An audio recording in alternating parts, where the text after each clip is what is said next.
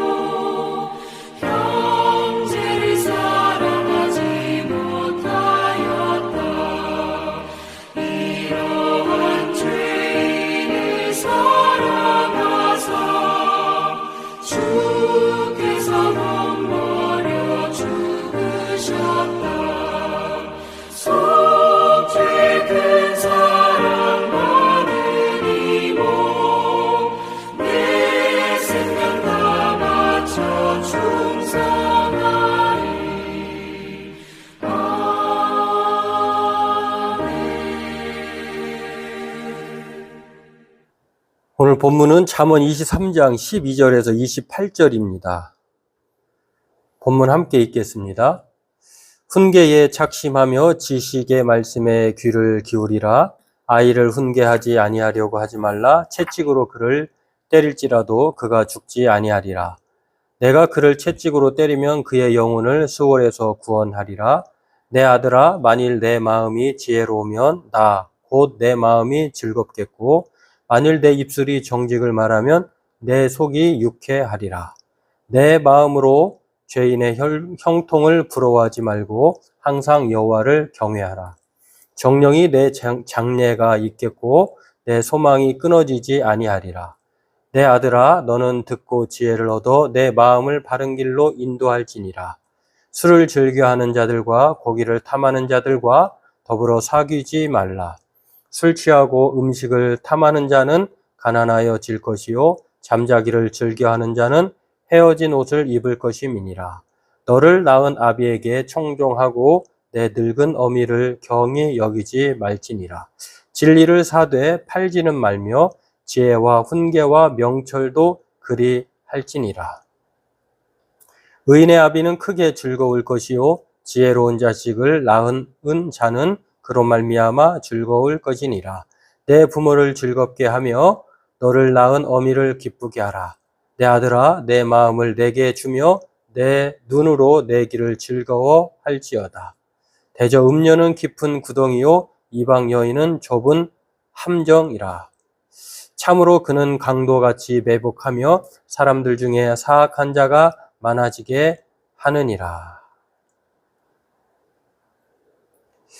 예, 오늘은 계속해서 우리가 30가지 교훈을 이어서 살펴보고 있는데요.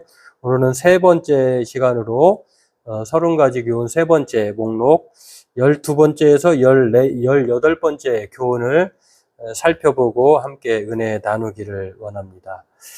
먼저 30가지 교훈의 오늘 12번째 교훈은요, 훈계하고 수용하라라고 하는 것입니다. 이것은 오늘 본문에서 12절에 훈계하고 착심하며라고 했는데, 이 착심하다라고 하는 말은 훈계하다라고 하는 말이고요. 또 귀를 기울이다라고 하는 그 기울이다라고 하는 히브리어는 오젠이라고 하는 뜻인데, 이 두 개의 뜻을 합쳐서 보면 열중하고 전념하라. 무엇을 열중하고 전념하라고 하는가? 이건 훈계를 해야 되는 위치에 있는 사람은 열중히 훈계하고 전념해야 되고요. 또 훈계를 받는 자녀의 입장 또는 지식을 습득받는 배움에 있는 사람에게는 또한 그것을 열중하고 전념해라라고 하는 이것은 쌍방향적인 그러한 명령이라고 할 수가 있겠습니다. 그렇습니다. 이 두 뜻을 종합해 보면 열중하고 전념하라고 하는 것처럼 잠언서가 말하는 그 부모, 또 부모의 교훈 또는 교사의 지혜자들의 이 잠언을 정말 바늘 같은 깨달음, 바늘 같은 찔림, 교훈, 이것을 우리가 열심으로 또한 전념해야 한다라고 하는 것을 잠언 기자는 이렇게 12번째 교훈으로 말하고 있다고 하는 것입니다. 요즘에는 하도 이제 자녀가 귀하니까 훈계하고 또 징계하는 것을 두려워하는데, 그러다 보니까 참 그렇지 않은 부모도 있겠습니다만 차이가 많이 나죠. 그러다 보니 세상은 좀 사악해지고 또 부모 자녀의 관계도 또 어그러지기도 하고 또 예전만큼 못하다는 소리도 하게 되는데, 여하튼 오늘 잠언 기자가 이 직접적인 명령으로 말하는 것은요, 그만큼 자녀들 또는 사람들이 이 부모와 타인의 가르침에 귀를 기울이고 착념하지 않는다라고, 착심하지 않는 경향이 있기 때문이다라고 하는 것입니다. 오늘 저와 여러분들도 이 원칙적인 가르침, 또 일관된 가르침을 우리는 늘 기억하고 우리가 무엇에 전념하고 열중해야 하는지, 우리의 위치를 책임을 다하지 못하는 일이 없도록 우리는 그러한 위치에 있다고 하면은 교훈하는 자리, 훈계하는 자리가 있다고 하면은 전념하고 열중히, 또 들어야 하는 그런 자리에 있다고 하면 우리 또한 전념하고 열중히 해야 될 줄로 믿습니다. 13번째 교훈은요, 징계를 아끼지 말라라고 하는 것입니다. 물론 이 자녀에 대한 지혜롭기를 바라는 부모, 제대로 잘 성장하기를 바라는 부모, 고대 근동지 지역의 그때 당시에 고대의 부모들의 관심사가 아이들이 어떻게 하면 잘 자라게 바르게 성장하게 할 수 있을까라고 하는, 요즘도 마찬가지겠습니다. 그러기 위해서는 징계, 훈계가 꼭 필요했다라고 하는 것입니다. 그래서 부모에게 말하기를 징계를 아끼지 말라라고 하는 것인데요. 자녀가 지혜롭기를 바라는 부모의 수단. 그래서 아이를 훈계하는 것, 또 채찍으로 때리는 것을 통해서 또한 그가 올바른 길을 가도록 부모가 이러한 역할을 해야 된다라고 하는 것이고요. 결국을 아프다고 채찍을 대지 않으면 어떻게 되느냐? 14절에 나와 있는 것처럼 그의 영혼을 수월에서 구원하리라. 수월에서 구원한다고 하는 것은 징계하고 혼을 냈기 때문에, 바른 길로 인도했기 때문에 수월에서 구원받는다 아니겠습니까? 근데 만약에 징계와 훈계가 없다고 하면은 구원이 아니라 수월에 떨어진다라고 하는 것인데요. 이것을 신약 성경에도 다른 표현을, 같은 내용을 이렇게 표현하는 것을 보는데, 히브리서 12장에 보면은 이 징계, 훈계가 얼마나 중요한지를 아는데, 어떤 면에서 징계, 훈계하는 것은요, 사랑의 징표라고 하는 것입니다. 하늘 아버지도 사생자가 아니기 때문에 우리도 하나님 아버지라고 하는데, 육신의 부모도 사랑하기 때문에 징계한다는 것이죠. 그리고 그 징계를 받아들이는 사람이 참 아들이다라고 하면서 히브리서 12장 6절에서 쭉 이렇게 말을 합니다. 하나님이 아들과 같이 너희를 대하신다. 징계하는 것은 아들이기 때문에 그렇게 한다는 것이고, 징계가 없다고 하면은 사생자요 친아들이 아니다. 남의 자식에게 징계하고 혼을 내진 않죠. 이렇게 하나님도, 육신의 아버지도 우리를 징계하면서도 그 징계하는 부모를 자녀가 공경하죠. 그렇죠. 미워하지 않는 거죠. 왜냐하면 자기 잘되라고 하는 것이기 때문에 하나님도 육신 아버지와 마찬가지로 영의 아버지는 더욱 그런다고 하는 것입니다. 그래서 하나님은 우리에게 징계하실 때에 그 징계가 우리에게 유익하고 또 징계를 통해서 우리가 하나님께로 온전히 나아갈 수 있도록 바른 삶을 살 수 있도록 하기 때문에 징계에 참여하는 것은 대단히 영광으로 생각해야 된다. 징계가 당시 당할 때는 즐거워 보이지 않지만 슬퍼 보이지만 그러나 그 이후에는 평강의 열매를 맺는다. 오늘 가르침하고 거의 비슷하죠. 이제 그런 상황에서 징계가 수월에 떨어지지 않고 구원한다라고 하는 것을 말씀하고 있는 것을 볼 수가 있습니다. 그리고 13번째 교훈을 떠나서 이제는 14번째 교훈을 보면은 지혜롭고 정직하라라고 하는 것입니다. 지혜롭고 정직하라고 하는 것은 지혜가 부모의 즐거움이고 또 정직한 입술이 부모의 유쾌함이다라고 하는 것을 말씀하고 있는데요. 자녀가 지혜로운 거 누가 기뻐하지 않겠습니까? 그리고 그 자녀의 입술이 그 지혜로 말미암아 정직한 입술이 된다고 하면 이 또한 부모가 더 바랄 나위 없을 것이다라고 할 수가 있겠습니다. 그래서 부모의 기쁨이 자식의 마음이 지혜로운 것, 그리고 부모의 가르침으로 인하여서 이 정직한 입술로 사는 것, 이것이야말로 참으로 부모의 즐거움과 유쾌함이다라고 하면서 지혜롭게 정직할 것을 교훈하고 있는 것을 볼 수가 있습니다. 그리고 15번째 교훈은요, 지혜로움을 가지라라고 하는 것입니다. 계속 반복되는 이야기인 것 같지만 조금씩 또 다르기도 하고 또 차이가 있기도 합니다. 그런 것을 보면서 오늘 15번째 지혜로움을 가지라고 하는 것은 죄인의 형통을 부러워하지 말고 여호와를 경외하라라고 하는 여호와를 경외하면 그것이 지혜의 근본이라고 한 것처럼 여호와를 경외할 때에 지혜롭게 되는 것이고요. 또 악인의 형통을 쫓아가지도 또 부러워하지도 않게 된다라고 하는 것입니다. 오늘 이 죄인의 형통은 14번째 교훈을 메시지를 보완하는 것이기도 하는데요. 죄인의 형통을 부러워하지 말라라고 하는 것은 잠언 기자의 말로만으로 그치지 않습니다. 시편 기자도 여기에는 다윗이 말한 것인데요. 시편 37편 1절에도 악을 행하는 자들 때문에 불평하지 말며 불의를 행하는 자들을 시기하지 말자. 다윗도 이렇게 불의를 행하는 것에 시기하거나 또한 좋아하지 말라라고 하는데, 또 악을이라고 하는 사람도요, 이 세상의 형용모순 같은 참 이해되지 않는 그런 모순적인 삶을 통해서 악인의 형통에 대해서 하나님께 참 뭐라고 그럴까요? 좀 하소연을 하는데, 하나님께서 아삽에게 들려준 말씀이 시편 73편 3절에 이렇게 나와 있습니다. 이는 내가 악인의 형통함을 보고 오만한 자를 질투하였음이로다. 하나님은 그렇게 아삽의 이야기에 그렇게 하지 말라. 악인의 결국은 망할 것이다 라고 하는 것, 현재에 즐거워 보이지만 그러나 결코 그 끝은 아름답지 않다라고 말하면서 이 죄인의 형통을 부러워하지 말고 여호와를 경외하는 것이 바른 길이다, 원칙적인 삶이다 이렇게 말씀을 합니다. 왜냐하면 그 장래 끝이 있는데요. 장래와 끝의 결과가 구원이냐 수월이냐, 다시 말해서 지옥이냐 천국이냐, 이것이 결정된다라고 하는 것입니다. 오늘 저와 여러분들도 이러한 끝이 있다고 하는 것을 생각해 보면 악인이 잘 되는 것 부러워할 필요도 없고요. 악인의 형통함을 우리는 또 너무 우리가 추구해야 할, 따라야 할 그런 본으로 삼지 말아야 할 줄로 압니다. 16번째는요, 지혜를 얻고 탐하지 말라라고 하는 것입니다. 당연한 말 같죠? 듣고 지혜를 얻어 바른 길로 가라는 것인데, 이것은 또 한편으로는 탐하지 말라. 지혜를 얻는 것은 참 추구할 만한, 권장할 만한 일이지만 탐하지 말라라고 하는 것은요, 이 탐하지 말라고 하는 것에 대한 경고가 20절에서 22절에 그렇게 나와 있습니다. 그 내용들을 보면,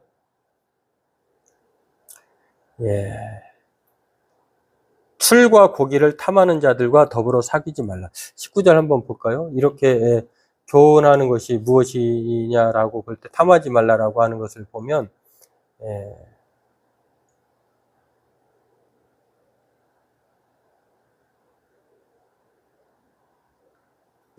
그 중에 한 가지가 이제 대저 음료는 깊은 구덩이요, 또한 이방 여인은 좁은 함정이다라고 말을 하는 것을 볼 수가 있는데, 이건 18번째 교훈인데 이 내용 중에 19절, 20절에 21절에도 이렇게 말씀하는 것을 볼 수가 있습니다. 내 아들아 너는 지혜를 얻어 내 마음의 바른 길로 인도할지어라. 술을 즐겨 하지 말고 고기를 탐하지 말고, 술도 고기도 또 그것을 친구처럼 탐하지 말라는 거죠. 왜냐하면 그 이유가 있죠. 술 취하고 탐하는 것은 가난한 지름길, 그리고 게으른 것과 거의 비등해진다라고 하는 것.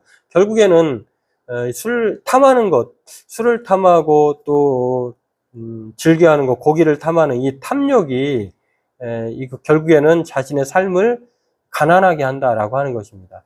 이러한 것들을 교훈한 것을 16번째 또한 교훈을 통해서 우리가 알 수가 있고요. 또 17번째 교훈은 청종하고 존중하라라고 하는 것인데, 무엇을 청종하고 존중하라라고 하는가를 보면, 부모의 말, 그러니까 너를 낳은 아비에게 청종하고 늙은 내 어미를 경히 여기지 말지어다, 이렇게 말씀하고 있는데요. 청종하다 또는 존중하다라고 하는 것은 그에 따른 대가가 따라오기 때문에 그렇습니다. 앞서 말씀드렸습니다만 고대의 사람들은요, 뭐 크게 확대된 가족이 아니기 때문에 작지만 그럼에도 전부인 가정생활에서 모든 삶이 이루어지는데, 부모의 최고의 기쁨이 바로 그 가정에서 이루어지는 것을 보면서 오늘 이 잠언 기자는 그 당시의 고대적 그 상황에 맞춰서 청종하고 또한 존중할 것, 부모의 말에 청종하고 존중하는 것이야말로 바로 복된 삶이다라고 이렇게 강조해서 말씀하고 있는 것을 볼 수가 있습니다. 그것이 바로 어떠한 결과를 가져다 주느냐, 그렇게 하는 것으로 말미암아 아버지에게는 큰 즐거움이 되고, 또 자녀에게는 또 그것이 바로 사랑받는 길이다라고 이렇게 말씀하고 있는 것을 볼 수가 있습니다. 청종하고 존경하라. 이것은 뭐 말세에 고통하는 때가 이른다라고 하면서 디모데후서 3장 1절에 세상을 살면 살수록 이러한 것이 없어진다라고 하는데, 그것 때문에 고통이 따르는지, 아니면 아니면은 그것을 안 하기 때문에 고통이 따르는지, 인과관계는 분명한 것은 잘 모르겠습니다만, 여하튼 성경이 강조하는 바는 바로 부모에게 청종하고 존중하는 것이야말로 고통을 피하는 길이다라고 말하는 것만은 분명한 것 같습니다. 그리고 18번째 교훈은요, 욕망을 쫓지 말라라고 하는 것인데요. 그 욕망이라고 하는 것은 아까 술과 고기를 탐하는 것과 마찬가지로, 16번째 교훈과 마찬가지로, 참 오늘 본문에서는 창녀로 이렇게 음녀에 대해서 경고하고 있는데, 26절에 내 아들아라고 말하면서 끝부분에 이렇게 말씀을 하죠. 내 마음을 내게 주며 내 눈으로 내 길을 즐거워할지어라. 대저 음녀는 깊은 구덩이요 이방 여인은 좁은 함정이라. 음녀와 이방 여인, 다시 말해서 이것을 이제 가르쳐서 성경을 유추해 보면은 창녀라고 말할 수 있는데요. 이것을 하게 되면 어떻게 되느냐? 그 사람의 삶이 그 음녀와 이방 여인이 창녀로 소개된 그 사람이 마치 강도 같아서 사악한 자를 통해서 그의 삶이 피폐해질 것이다, 이렇게 강조하는 것을 볼 수가 있습니다. 그렇기 때문에 욕망을 쫓지 말라, 이렇게 말씀하는 것을 볼 수가 있습니다. 고대 이스라엘 사회에서는요, 이 창녀는 지금도 거의 비슷하기도 합니다만 미혼 남자나 또 결혼한 남자에게 합법적이지 않는 일로 그런 상태를 가리켜서 행위를 하는 것을 말씀합니다. 물론 술을 탐하고 또 고기를 탐하는 것만큼 욕망을 탐하는 것, 이것이야말로 하나님이 기뻐하지 않는 삶이다. 성적 탐닉은 자신을 망가뜨릴 뿐만 아니라 사랑하는 사람들에게 깊은 상처를 준다라고 하는 것입니다. 그렇습니다. 오늘 이 30가지 교훈을 계속해서 12번째에서 18번째까지 오늘 살펴보았는데요. 소년원에서 국어 수업을 가르치는 서현숙 선생님이라고 하는 분이 있습니다. 이분이 현직 교사이기도 한데 또 시간을 내어서 국어 교사로 근무하면서 공립학교에서 소년원에서 수업을 하면 좀 어떻게 하느냐라고 하는 제안을 받았다고 합니다. 그런데 처음에는 소년원이라고 하는 그런 선입관을 가지고 거기에 있는 사람들이 생각해 보면서 아니 그 아이들에게 수업이 가능하겠나 의문이 들었다고 합니다. 그래서 그들을 보면 통제 불가능할 것이고 소통도 불가능할 것이고 그러한 여러 가지 생각이 들어서 좀 망설였다고 합니다. 그런데 실제로 수업을 해보니까 막상 아이들의 영혼의 뿌리까지 자기가 생각했던 것만큼 그렇게 좀 부정적이지는 않았다라고 합니다. 참 그러면서 처음에 가졌던 생각을 좀 반성하면서 또 아이들에게도 미안해하면서 이제는 그 아이들이 먼저 그 자신들이 책을 읽고 궁금한 것들 선생님에게 물어보기도 하고 또 선생님 오는 시간을 기다린다고 합니다. 그래서 이 선생님이 이제는 그 아이들과 함께 정겨웠게 수업을 하면서 도리어 친한 관계를 통해서 이런 깨달음을 얻었다고 하는데 어른들의 역할이 무엇이어야 하는가? 그렇다고 해서 어른들이 그냥 그 아이를 방치할 것인가를 이제 질문하면서 무한한 의미의 세계를 향해 자신의 미래의 문을 닫지 않도록 삶의 이야기를 전해주는 것이야말로 어른의 역할이 아닌가. 어른들이 다시 말해서 지혜자라고 하는 그 역할이 바로 그 들을 만한 그 청종, 그건 자녀가 되었던 또 어른이 되었건 어떤 대상이 되었든지 간에 그것이 참 믿음의 사람들로서 해야 될 일이 아닌가를 얘기한다라고 하는 것입니다. 그래서 이런 말이 있다고 해요. 핀란드에서 진실은 불 속에서도 없어지지 않는다라고 하는 말이 있다고 하는데 그렇죠.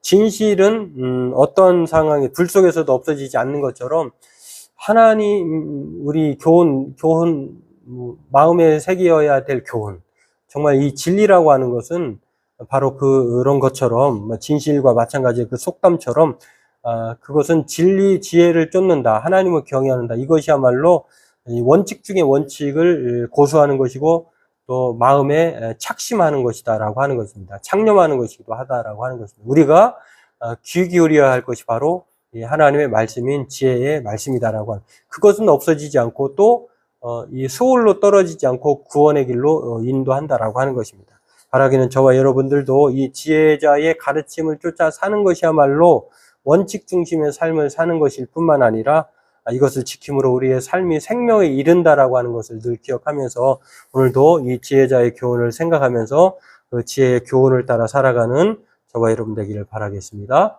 기도하겠습니다. 하나님, 오늘 지혜자의 가르침을 또한 계속해서 우리가 반복해서 듣게 됩니다. 진실은 불 속에서도 없어지지 않는 것처럼 오늘 하나님의 지혜의 말씀 또한 우리의 마음속에 늘 새기고 또 우리 생각 속에 또한 기억하며 살아가는 하나님의 생명의 말씀으로 여기며 오늘도 우리가 이러한 세상의 삶을 올바르고 또 하나님의 원칙적인 중심적인 삶으로 살아가려고 힘쓰는 우리가 되게 도와주옵소서. 가르침의 말씀이 또한 우리 생각 속에만 머무는 것이 아니라 우리의 습관이 되고 또 우리의 삶의 표준이 되도록 날마다 하나님의 말씀을 가까이 하며 그 말씀을 붙들고 살아가는 우리가 되게 도와주옵소서. 감사함이 예수님의 이름으로 기도하옵나이다. 아멘. 네, 교회 소식은 특별한 소식은 없습니다. 늘 주 안에서 평안하시고 건강하시기를 바라겠습니다. 우리 찬송가 342장 찬송 부르고 주님이 가르쳐 주신 기도하심으로 예배를 마치도록 하겠습니다. 찬송가 342장 함께 찬송하겠습니다.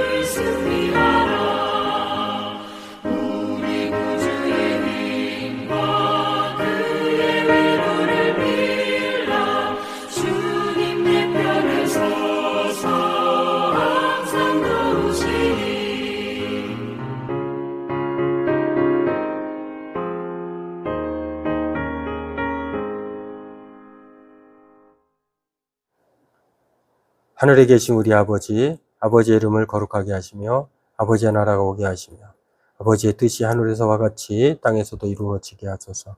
오늘 우리에게 일용할 양식을 주시고 우리가 우리에게 잘못한 사람을 용서해 준 것 같이 우리 죄를 용서하여 주시고 우리를 시험에 빠지지 않게 하시고 악에서 구하소서. 나라와 권능과 영광이 영원히 아버지의 것입니다.